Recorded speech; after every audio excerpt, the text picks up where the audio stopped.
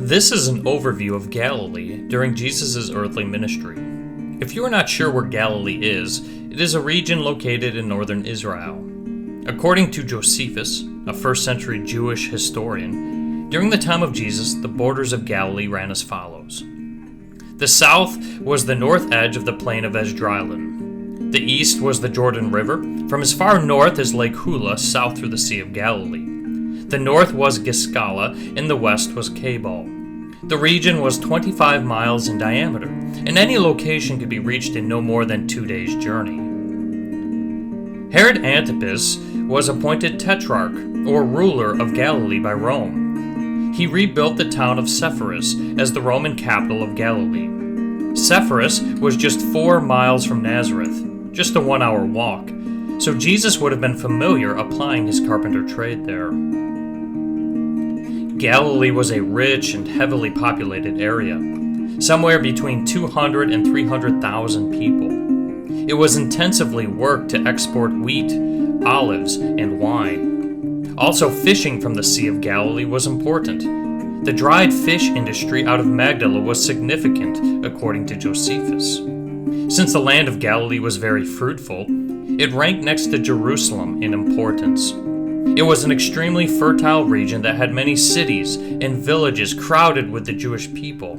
It was a land full of energy and life.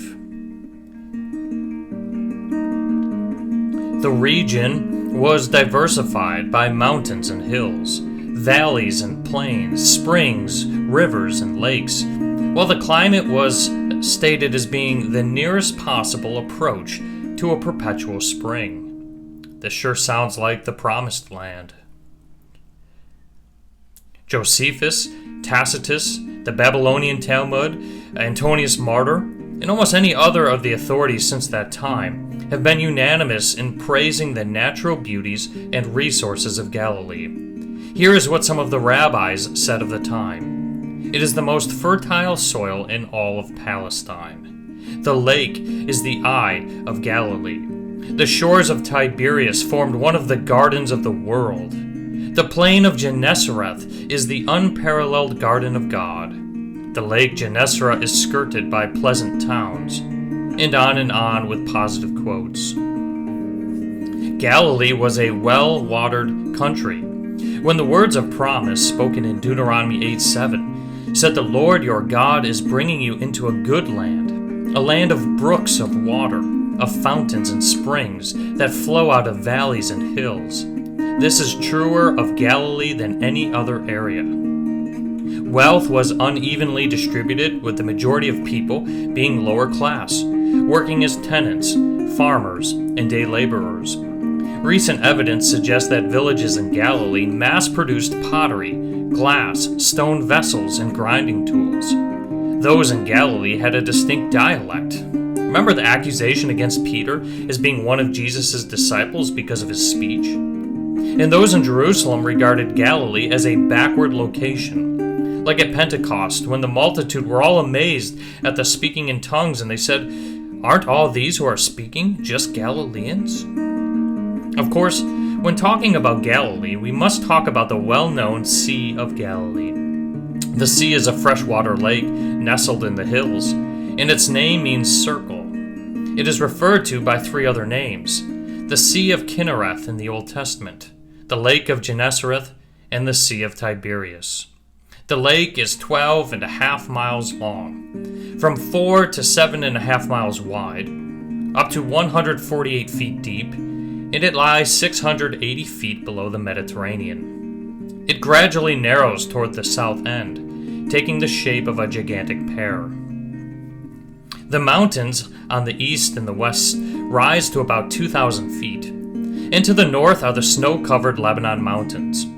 The sea is fed mainly from the Jordan River, which originates in the foothills of the Lebanon Mountains and then flows all the way to the sea.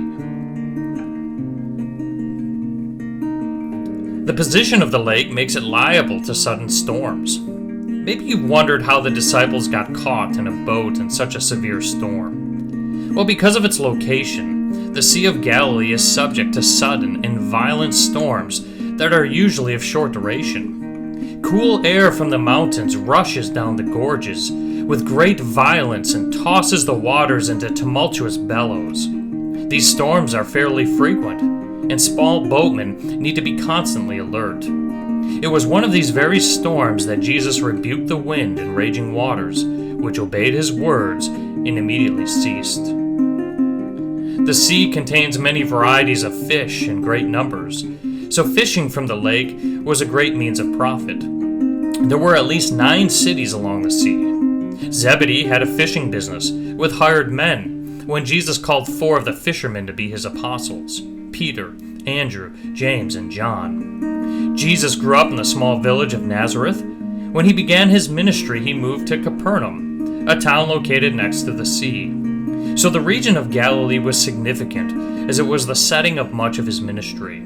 He devoted the first portion of his time to the area of Chorazin, Bethsaida, and Capernaum. Galilee was the home of Jesus for at least 30 years of his life. Of the 32 beautiful parables he told, no less than 19 were spoken in Galilee. And of his 33 great miracles, 25 were in Galilee. His first was at the wedding in Cana, and his very last on the shore of the sea. So I hope this overview of Galilee has been beneficial to you. By having a better understanding of the area where Jesus grew up, where he spent the majority of his ministry, and what the sea was like, where so many miracles, conversations, and teachings occurred, this should enhance your understanding as you read through the gospel accounts.